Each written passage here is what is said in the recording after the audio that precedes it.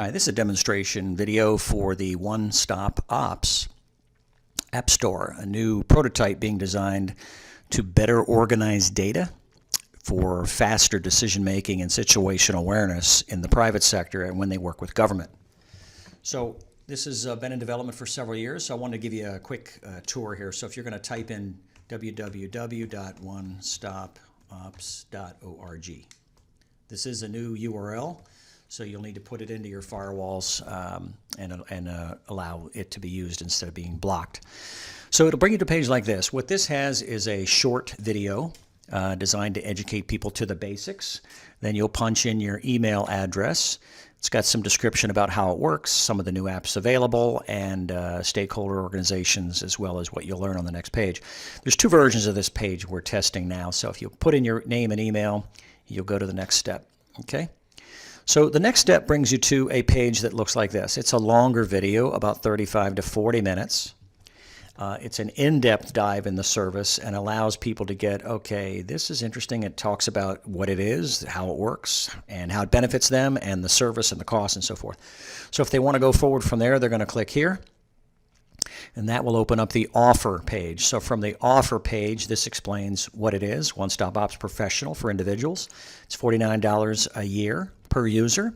That is an introductory offer. It's going to be more like $1,200 a year. $100 a month is what we've tested to be a good price point for the data, the apps, and the things that you get for this. And then there's a listing of the benefits here and why what people are saying that are using it and why One-Stop Ops and so forth. So the idea here is this is the offer. If somebody's interested, they'll click here, and from there they go to a shopping cart. Now, right now the shopping cart is in sandbox mode. Up top, you can see this won't charge your card. But we want to invite you to test this. So we want you to put in your name, your first name, last name, your email, your phone number, any 16 digits for the credit card number, any 3 digits for the CVV number, any date, expiration, so forth. This lists kind of the benefits of what you get. And it's basically an App Store subscription that gives you unlimited updates. As the working groups develop more data sets and apps, you get them all for free. So it's a great offer. The feedback we've gotten from the private sector has been tremendous. So we're very excited about it. So when they're done, they will press Order Now. It'll give you a little processing logo like this. And then it's going to take you to another page, which is where you create your account. This is going to be modified to say, thank you, join now. So we're just going to put in I'll put in my email. Let's do that. And my password is already in there. You'll put in your password and then create your account. Okay.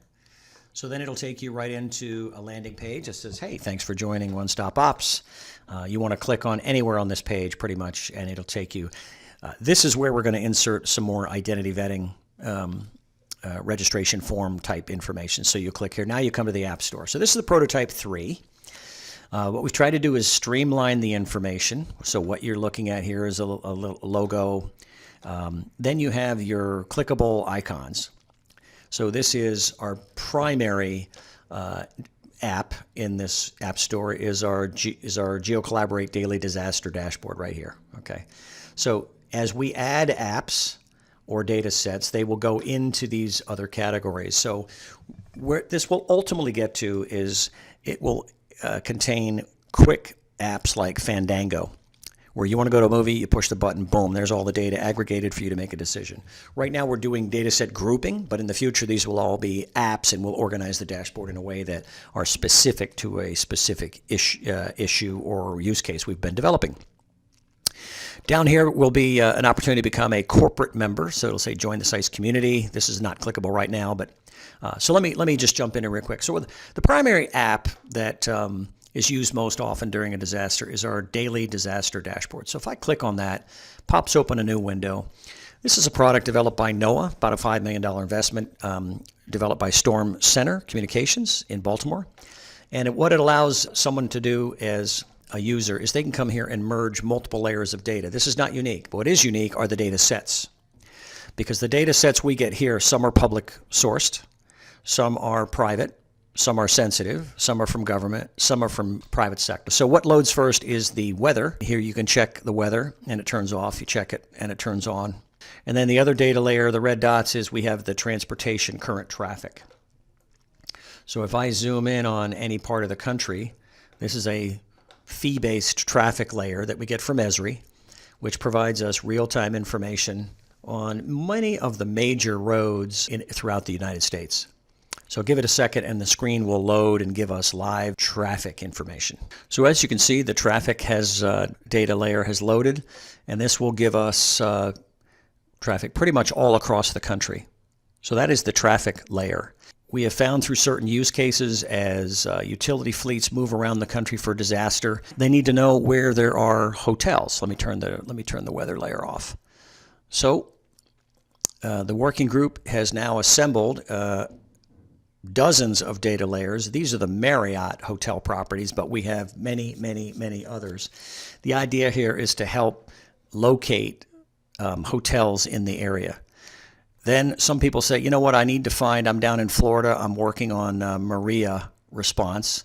I need to find people that rent generators. So we have tens of thousands of companies that rent or lease commercial generators. There's the data set. I believe there's a phone number in there. There it is right there. It tells you who United Rentals, tells you these are all commercial grade generators. How about commercial fueling stations? So we have that all across the United States. This is only a small piece of the data that's in there. We have hundreds of thousands of data sets for that. We may want to locate Giant Eagle grocery stores. They're a chain pretty much across the Northeast. We want to locate home improvement. So we've got Home Depot. We've got Best Buys. We've got Costco's. We've got all kinds of things. So the data itself is growing, but what makes it unique is how we will then use that data to customize it within a use case. So for example, we were down in Florida or let's say in Texas, in Houston, right? So in Houston, we want to pull up, we had a number of people wanted to find fuel. So we have gas stations. We want to have dry ice providers. We want to know where there was home construction facilities. We want to know where there was commercial fuel. We want to know where they rented generators. Where can we go to get generators? We want to know where there's hotels down in Houston. We want to know the current traffic. This data layer takes a few minutes to load, but it'll load. There we go. Then we want to know where are the hospitals in Houston. So you can drill in there and we can just kind of hover over this as we get into the area to say, okay, what is where? So it gives us tremendous situational awareness. Where are the pharmacies? These are just a small sampling of the data sets. But the idea here is first we'll map the data, then we'll find the status. Are those locations open or closed? And we have agreements that are moving forward with some of these organizations. Then we want to find out inventory. Okay, not only does that place have facilities or rooms, or CVS has an open store. Is it open, number one, and do you have insulin and how much? That's where we want to go with this down the road. So this dashboard we use constantly for pretty much every major storm, and it's a fantastic way to get a bunch of states and a bunch of companies on the same page at the same instant. So that's the GeoCollaborate the daily disaster dashboard. Then we have a number of other apps that have been developed over time. So one of them is, a big issue is how do we locate state declarations, government declarations, and waivers. So Storm Central provides a single web page that houses and has housed a number of current storms in the past. Right now they're working on still moving around resources for Puerto Rico. But if we go back and look at Irma, okay, what we have here is we'll have information about the storm, the impacted states. We've got mapping, and the GeoCollaborate dashboard is there. And then we centralize all of the declarations and waivers issued by the various states that are participating in this storm.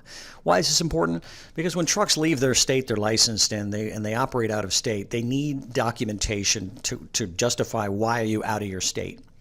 And this guidance and invitation, declarations, and so forth are key for the private sector. So we found early on there's no place to really centralize this because it's hard to get. So Storm Central is a website, and it's one of the apps in the App Store.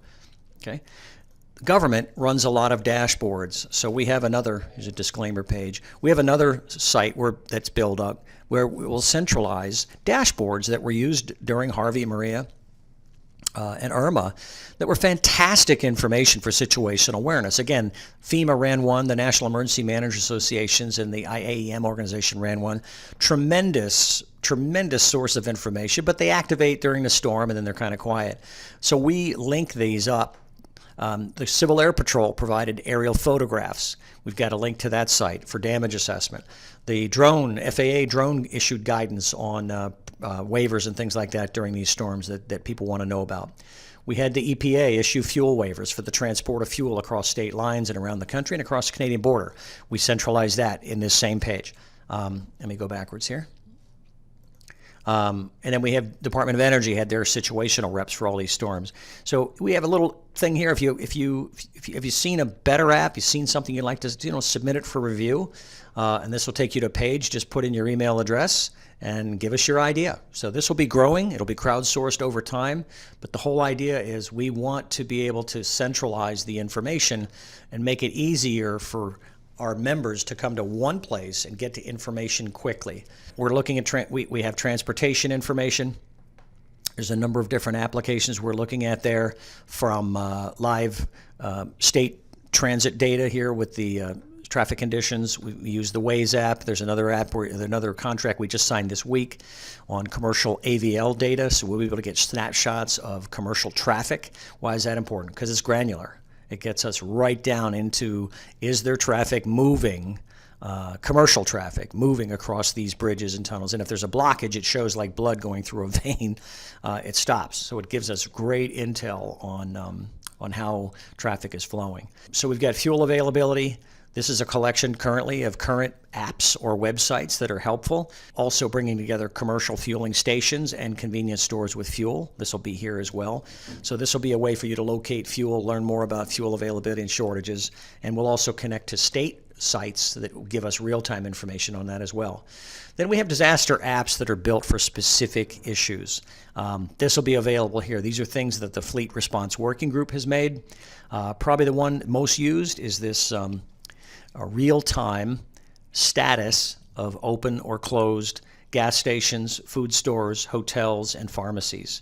So right now, for example, if I, let me let it load here. If I click on closed, show me the closed facilities for fuel.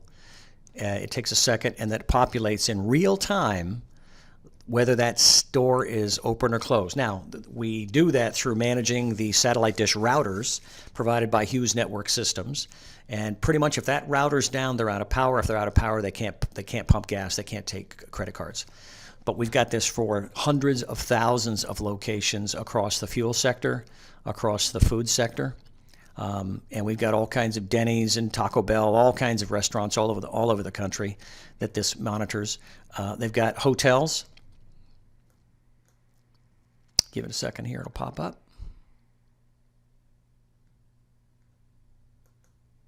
There we go. We'll turn off the food. We've got hotels and we've got pharmacies. So, and you can see that there are many data sets. Here now I click on open and you'll see the screen populate. So this is real time. If you've got people moving into an area and you don't know the status of what's open or closed, this is one of the best apps in the country for you to get. This is a premium app, so this costs a little more money than the basic subscription. It's not that much. But that's one of the apps that we use all the time for people that have a lot of people are moving into areas they're not familiar with. So that's the apps and disaster tools. Then we have operational guides. Fantastic pieces of work. These are guides that will expedite the movement of resources. Probably the one that's most notable here is the U.S.-Canadian Border Crossing app. So what that is a website that will help people get across the U.S.-Canadian border faster. So it's designed, it's a process guide, it's designed to reduce delays at the border by organizing information. Prior to that, trucks were experiencing anywhere from 2 to 4 hours of delay per truck. Using this guidance, they dropped that to about 20 seconds per truck. Fantastic. Matter of fact, the first time you use this, it'll pay for your subscription for your company in a minute. Great app developed by the electric sector and the U.S. federal government. So that's one of the apps that are in here.